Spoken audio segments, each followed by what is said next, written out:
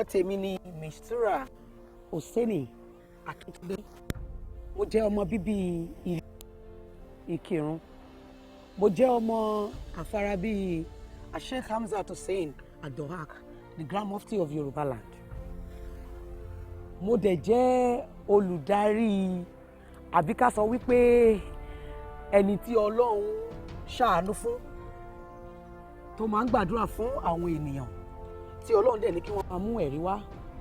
A máa ń wà lórí Instagram lórí @mrmoremoney tá a máa ń ṣàdúrà fún àwọn ènìyàn tí Ọlọ́run dẹ̀ máa ń jẹ́ kí wọ́n mú ẹ̀rí wá. Ní oṣù tó kọjá lọ, ìyẹn nínú oṣù kẹjọ, a sọ̀rọ̀ nípa wípé oṣù yẹn wá pẹ̀lú amúléríṣẹ́. Oṣù èyí tá a wà nínú ẹ̀ yìí ó jẹ́ oṣù September tí a wà nínú ẹ̀ yìí. Oṣù yẹn jẹ́ oṣù tó ní agbára púpọ̀ jù. Tí a ṣe máa ń sọ, oṣù kọ̀ọ̀kan ló máa ń wá pẹ̀lú aburú ẹ̀, ló dẹ̀ máa ń wá pẹ̀lú ayọ̀ tó máa ń bá dé. Àwa gbé ètò àdúrà yìí kalẹ̀ láti máa fa ire jáde nínú ibi. Oṣù kẹsàn-án tá a wà nínú ẹ̀ yìí, gẹ́gẹ́ bí a ti ṣe mọ̀ wípé gbogbo oṣù ló máa ń wá pẹ̀lú ìdùnnú ẹ̀, pẹ̀lú lọ́ọ̀kì tó bá wá, pẹ̀lú ìbànújẹ́. Oṣù kẹsàn-án tá a wà nínú ẹ̀ ó jẹ́ oṣù tó wà sensitive púpọ̀ jù torí ọdún 2020 ó tún ti ń lọ sí òpin, tó yẹ kí èmi àti yín ká múra láti má jẹ́ pé kí ohun tá a ti kó jọ kó má jábọ́ lọ́wọ́ wa nínú oṣù kẹsàn-án tá a wà nínú ẹ̀. Oṣù kẹsàn-án ó jẹ́ oṣù tí bàbà tí àwọn èèyàn believe níbi tá a ti wá gan pé oṣù tó lágbára púpọ̀ ni. Ire tó wà nínú ẹ̀ òun làwa after.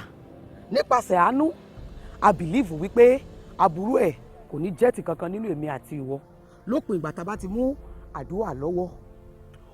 Àdúrà ayẹ̀lẹ́ tá a ṣe ní oṣù tó kọjá lọ, ìyẹn ní oṣù kẹjọ ní ọdún 2020, a rí wípé ègún ayẹ̀lérí ọjọ́ 7 la fi ṣe. Àdẹ̀rí pé Ọlọ́run tó mọ̀ ṣàánú èèyàn, Arahman, ọba aláàánú Alẹ́tífù, ó fi àánú gba àwọn èèyàn tó tú wọn sílẹ̀ nínú ègún tó máa ń yẹ ìlérí nínú ayé wọn. Oṣù kẹsàn-án tá a wá wà nínú ẹ̀ yìí, oṣù ẹ̀rù òun ni oṣù yìí, torí bàbà yẹn ó tún ti bẹ̀rẹ̀ nìyẹn. Báwo ni ò ṣe ní bá ayọ̀ tèmi àti ẹ jẹ́? Báwo ni ò ṣe ní bá ohun ayọ̀ jẹ́ àbí ohun ìdùnnú tá a ti kójọ láti bẹ̀rẹ̀ ọdún? Báwo ni tèmi àti ẹ ò ṣe ní bá wa láburú nínú ẹ̀ tó jẹ́ pé ohun rere tó wà nínú oṣù báyìí òun ni èmi àti amú jáde? Mo fẹ́ ká tún parapọ̀ gẹ́gẹ́ bí ẹ ti mọ̀ ní orí òkè dandan lẹ̀rí prayer mountain, èyí tá a máa ń jáde, tá a máa ń wò, tá a máa ń gbàdúrà ń bẹ̀ ní orí Instagram @mrmoremoney, tá a máa ń péjọ níbẹ̀ lójoojúmọ́ tí Ọlọ́run dẹ̀ máa ń fún wa ní ẹ̀rí tó máa ń jẹ́ kí ọ̀pọ̀lọpọ̀ kó mú ẹ̀rí wá látara gbàdúrà. Muslim lè wá, Christian lè wá, lópin ìgbà tó bá ti nígbàgbọ́ nínú ìjọ kan ṣoṣo Ọlọ́run, oneness of God, pé ẹyọ kan náà ni Ọlọ́run. Ohun tó kàn nílò náà ni wípé kó wá sórí Instagram page wa, kó dẹ̀ mú ìgbàgbọ́ ẹ dání. Ẹ̀sìn ọ̀tọ̀, àdúrà ọ̀tọ̀.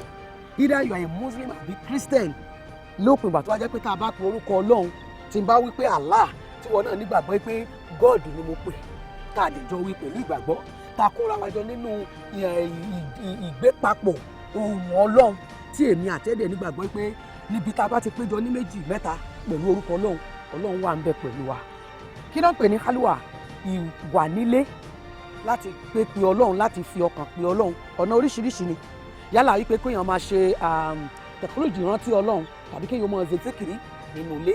Èyí tó bá jẹ́ Christian, ó yá kó máa ka Bible, ó ṣáà máa fi ọkàn yẹn súnmọ́ Ọlọ́run, torí a rí wípé ewu wà nínú ọjọ́ yìí. Èmi àti ẹ ká ewu kó mọ́ lè bá èmi àti ìdílé wa, so a ní láti kún fún àdúrà ká wà nígbélé fún ọjọ́ kan yìí. Ẹni tó bá lè gbààwẹ̀, tó lágbára àti gbààwẹ̀, why not? Ó lè gbààwẹ̀. Ẹni tí ò bá dẹ̀ lágbára àti gbààwẹ̀, kó wà nínú ilé, kó máa ṣèrántí nípa Ọlọ́run, ó dẹ̀ máa béèrè fún àforíjì, torí ọdún yìí ti lọ sí òpin. Bàbà yẹn ti dé, kò ní bá ayọ̀ èmi àti ẹ jẹ́ o, pẹ̀lú ògo Ọlọ́run. Ẹ jẹ́ ká ní ìfaradà, ká dẹ̀ ní ìgbàgbọ́ látara wípé tá a bá pè é, Ọlọ́run sọ fún èmi nínú ìwé tí mo gbàgbọ́ pé àdéhùn ní steady blackum, ó ní ẹ pè mí, ó ní òun ó dáhùn. Àní aburú tó ń bá oṣù bàbà tó máa ń parí ọdún yìí tó máa ń bá dé, mo ní pẹ̀lú ìyọ̀dọ̀ Ọlọ́run kò ní dé bá èmi àti ẹ, kò ní dá bá àwọn olólùfẹ́ wa, kò ní dé bá ọmọ wa, kò ní dé bọ́kọ wa kò sì ní dé báyàwó wa. Ọ̀nà wo ni òfin ní dé bá wa? A ní láti súnmọ́ Ọlọ́run torí pé ọdún yìí ti ń lọ sópin, èmi àti ẹ̀mí wa ò ní lọ sópin o. Nínú oṣù yìí ó jẹ́ oṣù ewu, ṣùgbọ́n gẹ́gẹ́ bá a ṣe máa ń sọ wípé gbogbo oṣù pẹ̀lú ewu, gbogbo oṣù pẹ̀lú ìdùnnú ni. A ó gbàdúrà á dẹ̀ rí wípé nínú oṣù yìí aburú kankan kò ní dé bá èmi àti ẹ.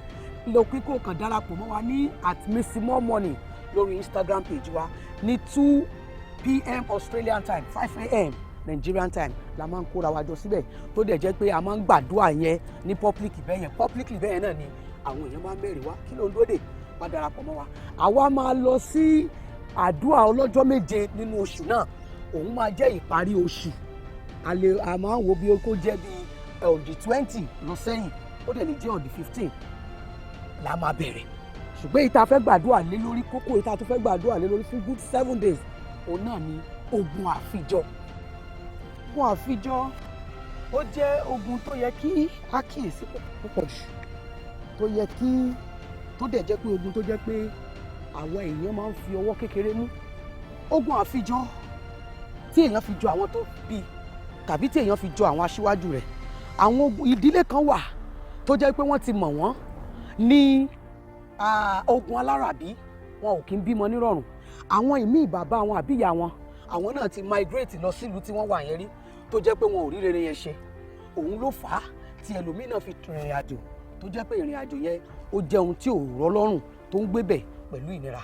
Ogun àfijọ ó jẹ́ ogun tó yẹ kí èmi àti yín ká jọ múra sí nípasẹ̀ àdúrà ká dẹ̀ rí pé a rí ogun yẹn ṣẹ́.